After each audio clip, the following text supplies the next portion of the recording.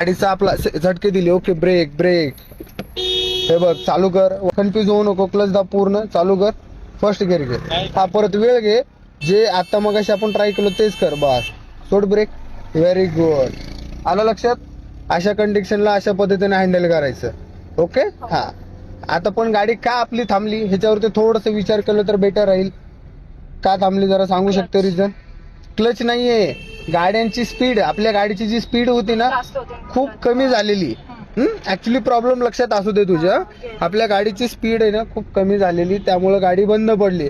तर त्या ठिकाणी तुला आहे ना गाडीचा आपल्या कमीत कमी 25 ते 30% तरी आपल्या गाडीचा क्लच दाबला गेला पाहिजे होता, पण तू त्यातली एकही गोष्ट केली नाहीये. म्हणून आपल्याला आहे ना हॉर्न दे रिक्षा, हॉर्न दे. तर आहे ना हा काम चालू असल्यामुळं पण आपण फर्स्ट टाकायला पाहिजे होता ना तिकडे. हो ऑब्विसली फर्स्टच घ्यायला हवा होता, पण तिकडनं तू घेतला नाहीये.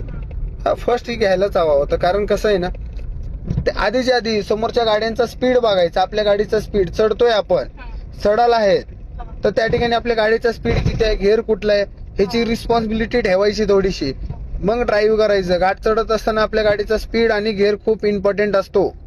हा ठीक आहे, रेस कमी, गे लेफ्टला.